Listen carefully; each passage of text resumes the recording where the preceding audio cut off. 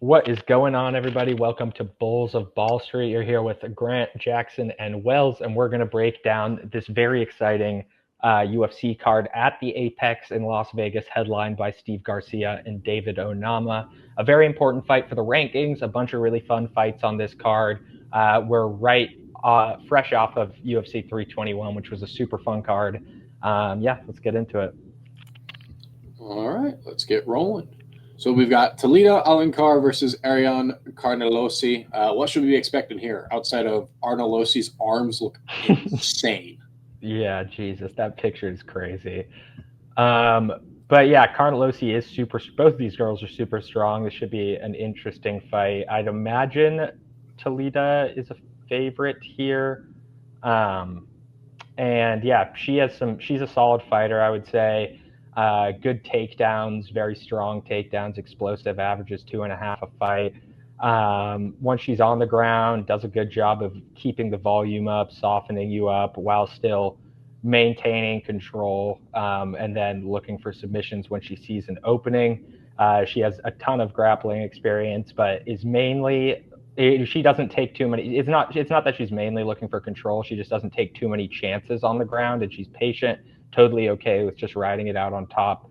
Um, and yeah, I would say her takedowns are pretty good. Usually she's able to get it there. Carnelosi is very strong, as you can tell by this image of her. She's also very pressure oriented, does a good job of staying on the front foot. She likes to dictate the pace of the fight. A lot of her wins, most of her wins are her on the front foot. Takedown defense, not amazing at 14%. Neither are her offensive takedowns at 55%, but she is really strong, so she can like drag you to the ground, just kind of toss her opponents a lot of the time, has some trips and stuff, sweeps. And she is coming off the win over Pierre Rodriguez. Um, and she got intentionally headbutted in that one, which was interesting. But Toledo, it's kind of just 1+2. She can get the takedowns. Carnelosi can be taken down. Toledo's good on the ground. So I imagine this goes to the ground at some point where Toledo will be a good bit better than Carnelosi is. So I'm going to go with Alencar. Yeah, I'll take a stab at Alencar by sub or something like that. I don't have too much confidence on this one, so we'll start off with a bit of a long shot here. Nice. Alencar by decision for me. All right, on to the next one. Philip Rowe versus Hyuk Young Ko. What should we be expecting here? Yeah, this should be a fun fight. Phil Rowe taking on the Korean Khabib Sukyoung Ko. But yeah, Phil has been around for a while at this point. Negative striking differential, but he is a pretty decent striker. He's very long, manages range well, has some power behind those hands too. Wrestling, not very good, but he has a solid grappling game. Obviously, you can see that negative striking differential. He is pretty easy to hit. He's coming off a win over Ange Losa, where it looked like he was losing that fight, or he definitely was losing that fight pretty much the whole way through, found the finish late. Sukyoung Ko, mostly a striker. He's really well-rounded, but he's totally okay with just standing and brawling. He also has takedowns. You'll see averages, through his UFC fights 4, but he has super heavy hands too. Good takedown defense at 75%. If you watch him fight, his sprawl is really good. Like, I imagine it stays around that over a larger sample size of fights, but not very good grappling, especially when he gets taken down and he's forced onto his back. He has some trouble transitioning off his back. But yeah, he definitely is powerful, pretty well-rounded. He has a very wide base when he's striking, which can kind of disorient his opponents sometimes. He's coming off a big upset decision win over Oban Elliott, where he had just a bunch of takedowns. I believe he had 6 takedowns in that one. Phil Rowe. This is a hard one for me because normally I fade these Korean guys. It's kind of a system play for me at this point. But I do like the wrestling upside from Suk-Young Ko here.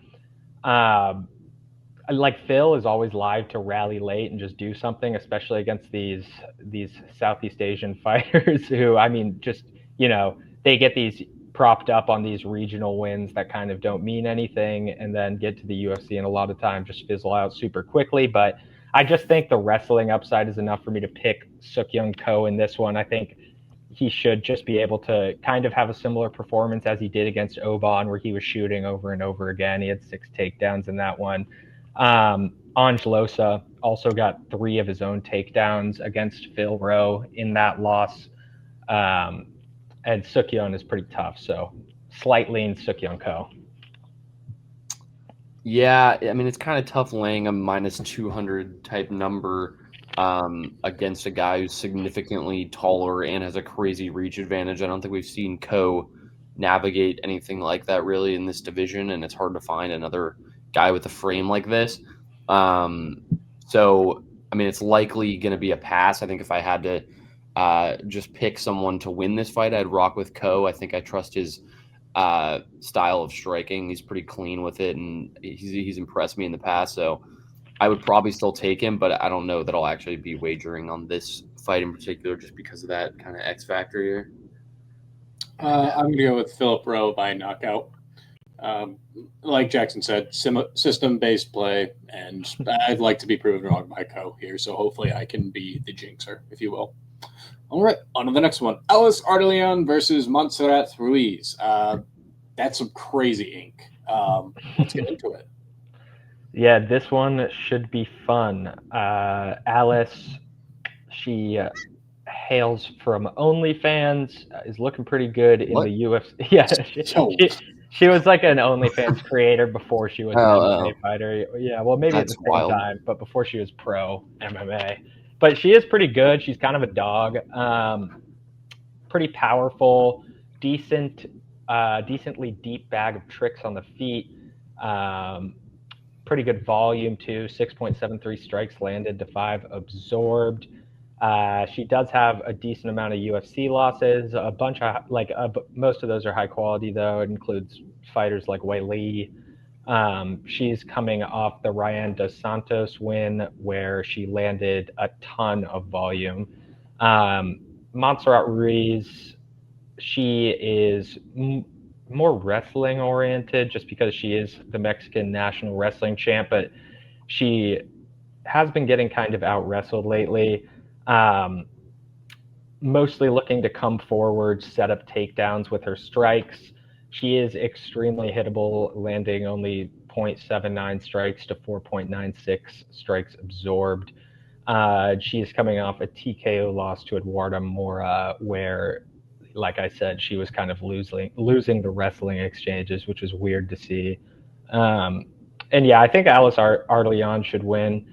She should be a good bit better on the feet. She has good takedown defense, and Montserrat's wrestling has looked pretty shabby lately. So I think Alice should just be able to piece her up on the feet. We might even see like a TKO finish or something. Yeah, I'll take Alice, I think, in this one. More just a fading Montserrat pick. I don't think she's been very impressive in any of her fights. Maybe one where you take an inside the distance type of prop in this one, or fight doesn't go the distance. I think it's sitting at around like plus 160 or something right now, and I don't know if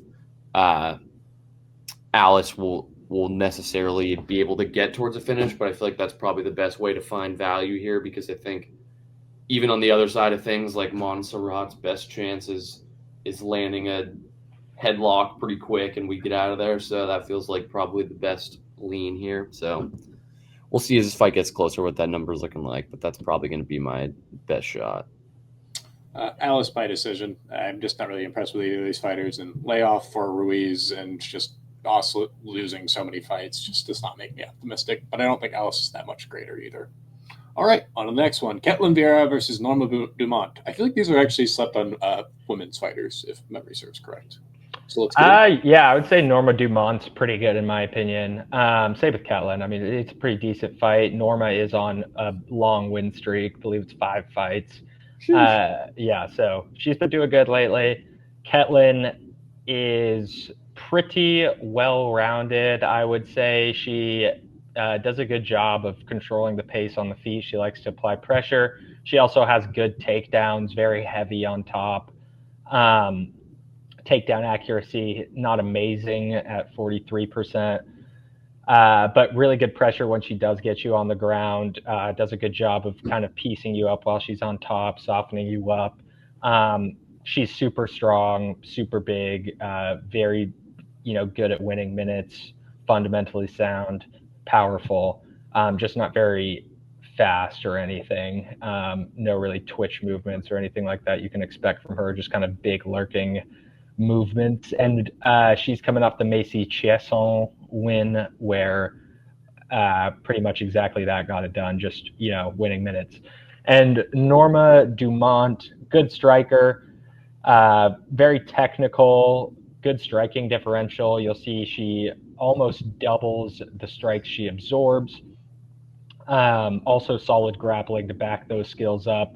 She has a bunch of UFC takedowns, averages 1.7 a fight, coming off a decision win over Irene Aldana, where the striking looked good, particularly the counter striking. It's basically just going to be Ketlin trying to size bully Norma this fight, and Norma trying to keep things technical and not get sucked into a brawl. And I think Norma should be able to do that. She's good at just being mobile and being intentional about being mobile. I just don't want her to get held up against the cage for too long by Ketlin, which could happen for sure. But she's overall the better fighter, definitely the better striker.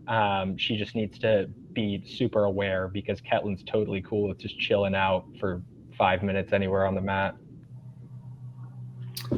Yeah, I'm going to take Ketlin Vieira in this one. I've just been more impressed with her, I think, throughout her career, and I think that her ceiling is probably higher. So in a fight like this, where you can get that value at plus money, I feel like I have to take a shot on that just for the value strictly. Yeah, I mean, it's not like the highest confidence, but I think this is one I'll probably end up taking. It's good enough value for me to get there, I think. Yeah, I'm going to go with Vieira by decision. I don't understand why she's not the favorite here. So, on to the next one. 5-fight win streak. Yeah, but like the competition, once again. Dante Johnson versus Cedricus Dumas. What should we be expecting here? Is Dante worth the hype? Yeah. Is he a big favorite against Cedric? Minus 400. Oh, yeah, that makes sense considering the rap sheet Cedric has going on and his personal issues, I guess. But minus 400 is kind of crazy. I don't think I'll be touching that at all. He is pretty good, though. Very early in his career to be getting his UFC debut. He got a Contender Series win, which earned him this spot. He has 6 pro fights, but he is a good striker. Pretty good movement for his size. Striking defense, pretty good as well. Volumes there. Definitely can finish people. And this fight, we're going to see him at middleweight, where he should have even more power relatively. And yeah, he's just an athletic dude, pretty good striker. Landed a big shot on Contender Series to get him here. Dumas, I mean, we all know and love, I mean, maybe not love Cedric Dumas, but been around for a minute now. Personal life in complete shambles, pretty much. But he's pretty decent kickboxer. Takedowns are pretty good too. He's just very well rounded, has some power behind his hands. He could definitely strike. He is pretty tough, coming off that kick to the nuts, where, I mean, it seemed like he was kind of acting a little bit, but who knows? That stuff can definitely hurt. I'm just going to go with Dante here. Definitely not passionate about the pick. It's just I can't pick Cedric Dumas with how he's looked recently, everything that's been going on with him. Dante should just be able to break SD like he's been broken in his last few outings, land clean at least once or twice, and he hits big. So yeah, I mean, I'm not going to be touching anything in this one. I don't think Dante Johnson in his current form or accolades is worth laying a minus 355, and Cedric's obviously is too volatile to trust as an underdog in any situation, but you never know. I mean, he could put together a performance, so it's probably one that I will just pass or maybe look at some props. But I mean, I think Dante Johnson is the rightful clear favorite in this one and should probably end up cruising to a decision victory or something like that. Or I think the line is actually very favored for a first round finish for Dante Johnson, which would also make sense as well. I mean, those volume numbers are pretty crazy. Has had a lot of first round knockouts in his career. So I think you're pretty confident in Dante Johnson, but that minus 400 number is just not one I'm going to be able to get to. Yeah, I'm just going to be on the Dante by decision. I wanted to take a shot on Cedric's, but I was like the Contender Series prospects for the most part have transitioned well in the UFC. For sure. I think if you took decision for Dante Johnson, I think that's like plus 900. Interesting. Yeah, I don't know. I think the finish is minus 250. That's crazy. All right, on to the next one. Timothy Kwamba versus Chung Ho Lee. What should we be expecting here? That's a good one. Second Korean fighter on the card, taking on Timmy Kwamba, who is a pretty good striker. He has not a ton in the way of offensive wrestling, averages about one a fight, but he does have very good takedown defense at 80%. Very technical striker, I would say. Does a good job of working all three levels, works the body. Not like insanely dangerous or anything, but pretty good volume. Very tough, coming off a knockout win over Roberto Romero, where he actually did wrestle like to start out the fight pretty much, and he just looked clean in the striking department. And Chang Ho Lee, pretty well-rounded guy. Also, I would say is more of a striker, but maybe a bit more well-rounded than Timmy is. But I would say far less technical of a striker, mostly just 1-2s, decent jab, but powerful for sure. Takedowns, pretty solid, not super accurate, but he is strong. He does call himself the Korean Khabib. Takedown defense, not very good for being the Korean Khabib. Pretty good grappling, though. He's coming off a win over Cortavius Ramius. I would say this is an evenly matched fight. I'm going to go with Timmy Kwamba. System play, kind of like Wells hinted at here. I just think it's going to be Timmy Kwamba. Chang Ho hasn't really beat anybody.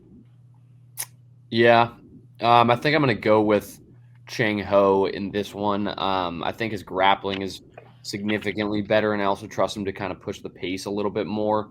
Kwamba is kind of more methodical with the way he strikes, and definitely is capable of landing some nice strikes that are backed by some power and can do some damage on his opponent, but he's just a little too hesitant to throw in a lot of situations. And I think in a fight like this, that should be pretty narrow, and is probably likely to go to a decision. I think Chung Ho Lee's going to be much more on the front foot and throwing volume and kind of racking up points in that category. Also capable of wrestling and getting the fight to the mat as well, which could lead to some more round-winning behavior from Chung Ho. So just for that, I feel like the fighter who probably fits the style of this fight more, to me, feels like Chung Ho. So that's my side.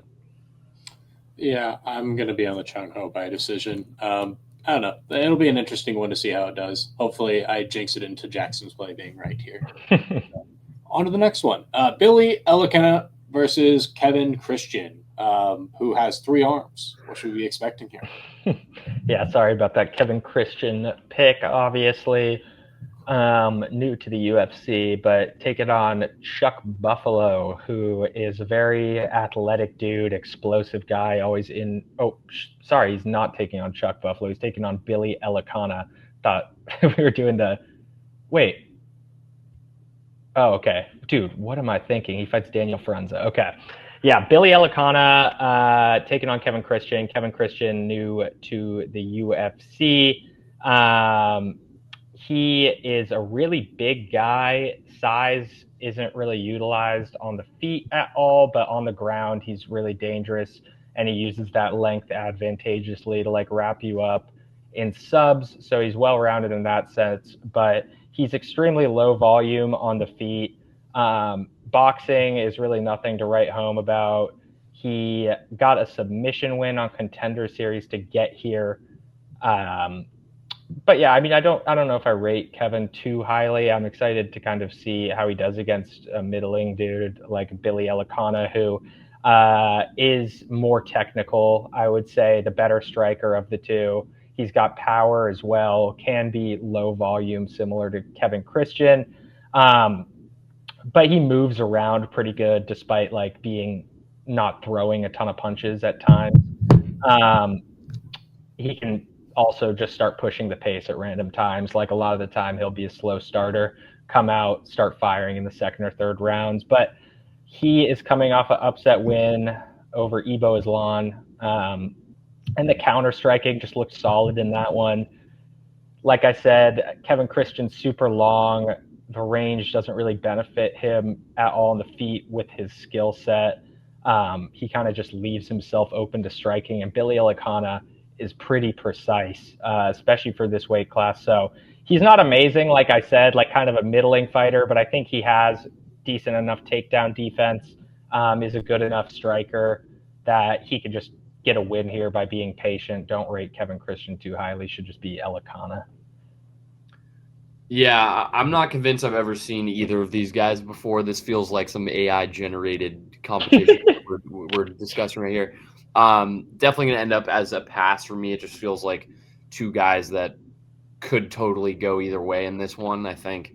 I mean, with the odds, Elicana is a pretty significant favorite. How much of a favorite? For that reason, I mean, like Kevin Christian, I just can't trust at all, especially given those statistics. If you look at his career numbers a little bit, he's throwing less than a strike landed per minute. Bad takedown defense, no accuracy, just not a lot to love just looking at those baseline numbers. So, I mean, this fight's definitely just going to be a pass for me. I don't think I could trust either side given the number we're looking at. What's the number on Billy? Mine's 270. Yeah, that's kind of gross. Yeah, I'm going to be on Billy by decision. We will see how this one goes.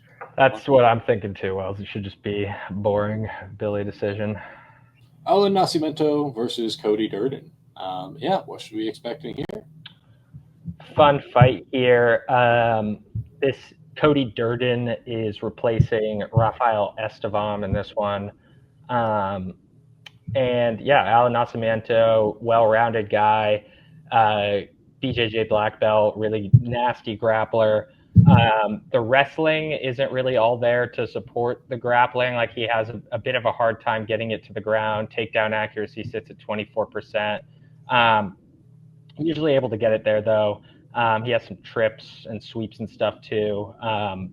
Sometimes just because his grappling is so good and he trusts it, he's a bit too cool with just throwing up subs from underneath his opponent if he is taken down. And he's going against a guy in Cody Durden who traditionally is not as of late really, but traditionally a pressure-oriented wrestler. He is coming off the Jafel Filho win. That was a decision win. He just kind of kept looking better and better through that one. Durden, like I said, used to wrestle a bit more than he does, averages about 4 takedowns a fight. Very heavy-handed striker, not technical by any means, but pretty comfortable boxing.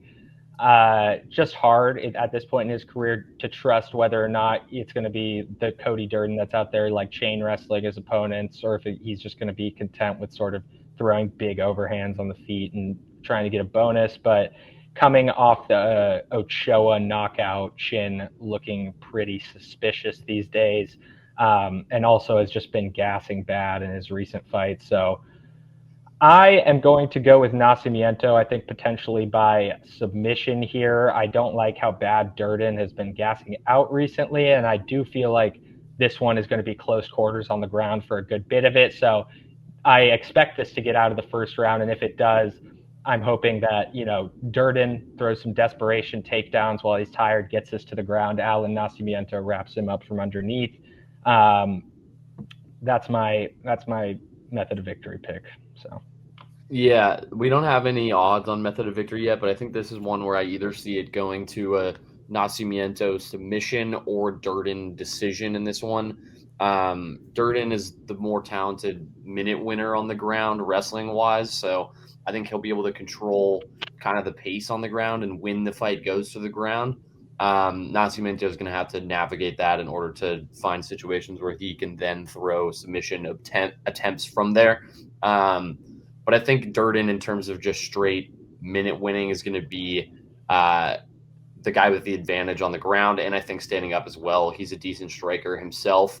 I think I'll take Durden here just for the value, for the sake of giving a pick on this show. But I think there's a world where you could get involved with like having two plays, one on Nascimento sub and one on Durden decision, and come out with some money if one of those happens. So that's something I'll be eyeing down as this gets a little closer.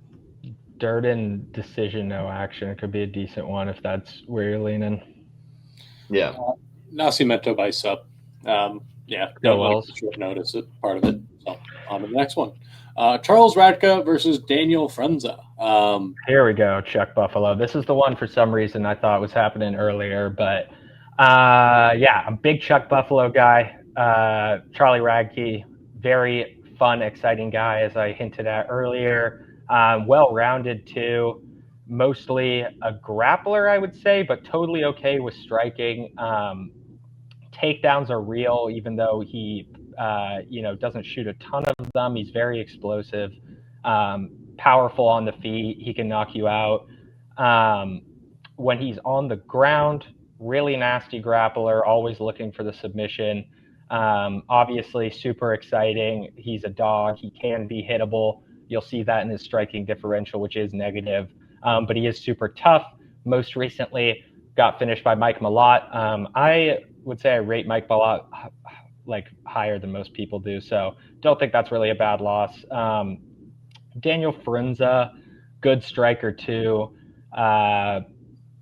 Pretty good, pretty precise striker. Also mixes it up with the kicks, heavy leg kicks. Also a bunch of power behind those hands. Very tough, gritty guy, just like Charlie Radke. Applies pressure the entire fight. Takedown defense definitely leaves something to be desired. And he is coming off the knockout loss to Skeletor, Reese McKee. And that was just an absolute mess of a fight for Frunza. He got dropped 3 times in that one before getting knocked out. And this is going to be a super fun fight, I think. Both of these guys go at it pretty much every single fight. You're in for some chaos here. I'm going to go Radke. He just has the better I'd say better chin than Frunza. Charlie is more technically sound on the ground. Definitely the better grappler, bigger gap in the BJJ than there is in the striking. So I'm going to go with Charles.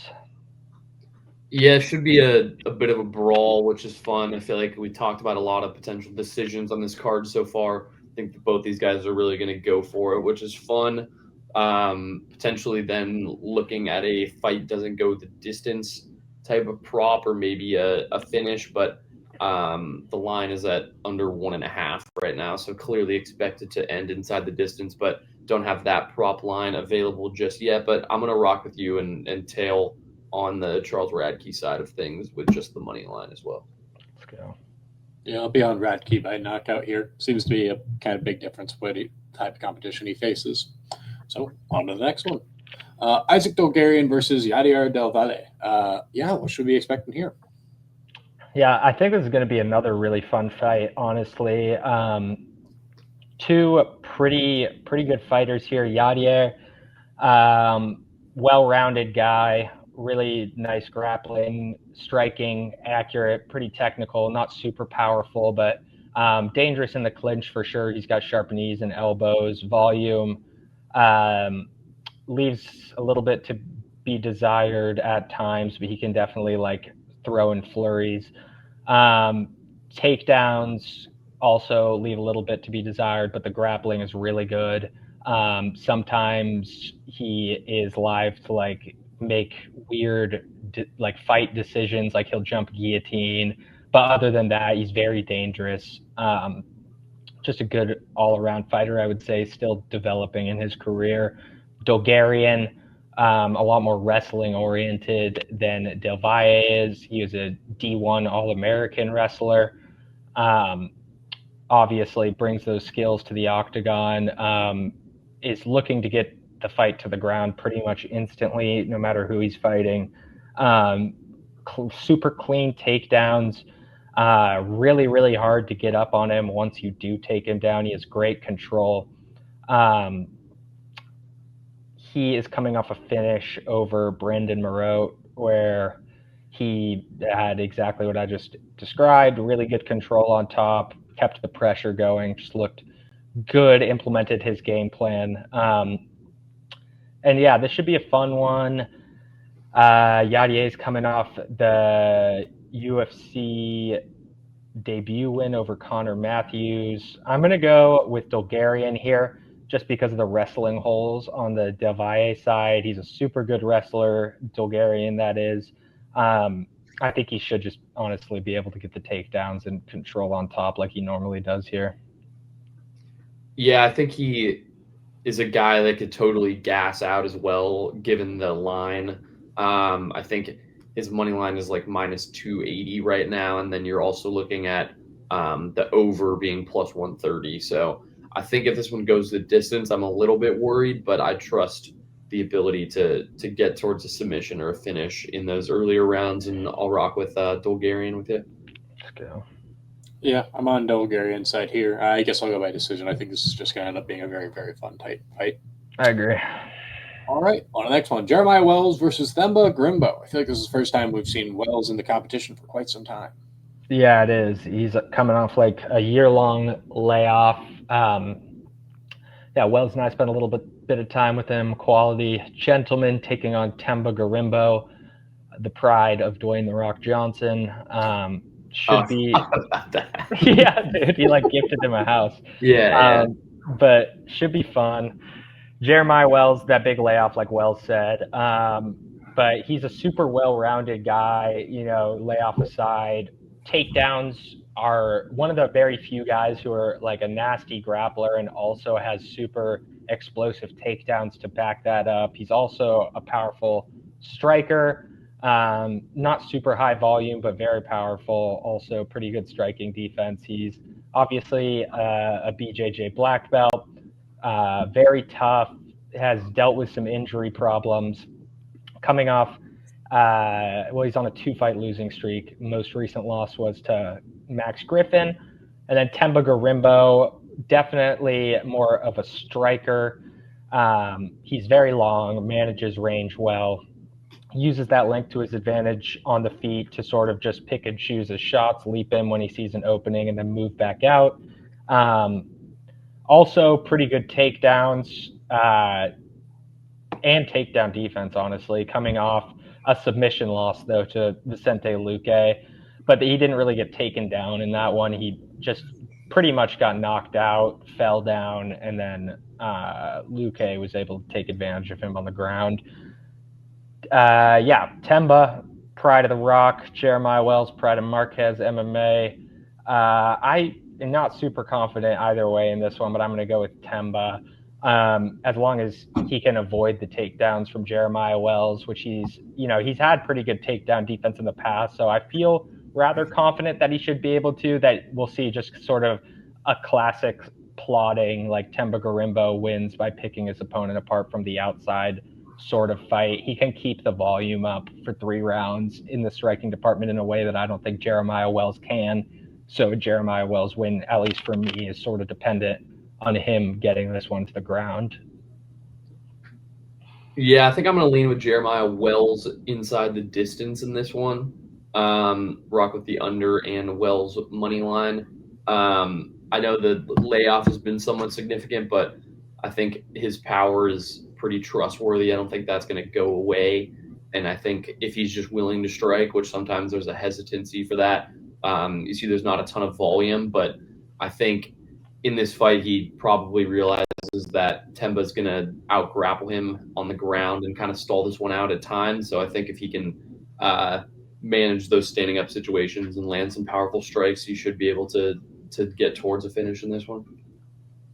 Yeah, I'm going to be on Grimbo by a decision, just playing off the layoff. So Yeah, and Wells saw the state of Jeremiah Wells' leg for that year. Yeah, it just wasn't not ideal. All right, Waldo Cortez Acosta versus Ante Delija.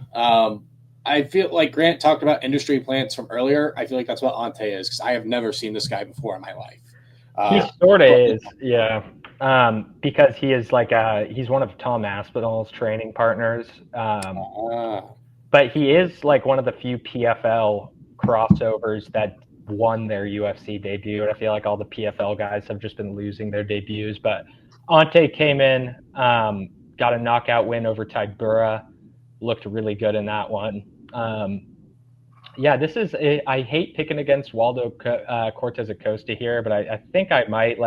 I normally pick Waldo pretty much every fight he's in. I pick him because he's such a good striker. He's so athletic for this weight class, lands at such a high volume for this weight class, 5.6 strikes landed to 3.5 absorbed. But Ante stylistically is just like a pretty good matchup for him just because he's a very fun striker. He throws bombs on the feet and just swings away on the feet, but he also shoots really, really explosive takedowns, nasty control on the ground. He's just a lot more well-rounded than Waldo is. I did have Waldo over Pavlovich last fight, but I don't think I'm going to pick him here just because Ante is so fast. He hits so hard. Like the takedowns are relatively way better than Waldo Cortez Acosta's takedown defenses, in my opinion. And I think he could probably get this to the ground, and that's where I foresee the win happening is on the ground for Ante Delija. So I'm going to go with Ante here. I also just obviously he trains with one of the fastest heavyweights, maybe the fastest heavyweight in the world. That's one of Waldo's main fortes. So I think that's just another plus on the Ante Delija side. Yeah, that makes a lot of sense. I feel like I've taken way too many underdogs in this one, but I'm going to take another one in Waldo here. The athleticism is huge, and I think some of his leg kicks and more skilled strikes could kind of outweigh some of the power and volume on the Delija side of things. He's definitely a skilled striker from what I've seen, pretty technical in that area, but I think Waldo could kind of keep him a little bit uncomfortable with some leg kicks and mixing some variants and things like that. I don't expect there to be a ton of grappling in this fight, probably. And I think Waldo can win a decision here. I think that's probably his best path is an over 2.5 rounds and a Waldo money line here. I guess you could just take Waldo decision as well in that way, but I think that it could look somewhat boring and a little bit hesitant at times, but I think that that's probably his best path to victory in this one is kind of just managing the distance and finding his spots to attack. Yeah, I'm going to go with Waldo Cortez Acosta by a decision here. All right, on to the next one. We have Steve Garcia versus David Onama. Definitely not the biggest names making a headline here, but what should we be expecting? Yeah, not as big a names as we become accustomed to here at the end of 2025 with these big cards all in a row, but still an important fight for the rankings, so love to see that. Steve Garcia, famously, almost at this point, is on a 6-fight knockout streak. Obviously super powerful on the feet and more well-rounded than that knockout streak would lead you to believe. He's also a very good wrestler. He just has been knocking people out. He's not afraid to mix it up either. He can definitely get wild at times, get a little bit sloppy and overexert himself, which I would say is maybe his biggest flaw, but he can grapple. Obviously a good striker with that 6 knockout streak. Very big for this weight class and sort of an unorthodox style that's hard for his opponents to measure up a lot of the time. And David Onama is also a striking-oriented guy. He's a kickboxer by trade. He's very technical, very accurate, not super high volume, but he does control the pace pretty effectively. Jab is good, sharp knees and elbows in the clinch. Takedowns leave a lot to be desired. Same with the takedown defense. He averages about 1 a fight, but not a ton in the way of wrestling. He got taken down 3 times by Giga Chikadze in that win. And yeah, Onama, faster, likely more technical striker. I just think Steve's pressure is going to be a problem for him. Same with his size. He hits so hard, and he's so big, does a good job of controlling the pace. And David really strives only when he's on the front foot. He has a little bit harder time backing up. So I'm going to go with a Steve Garcia knockout to close out this card.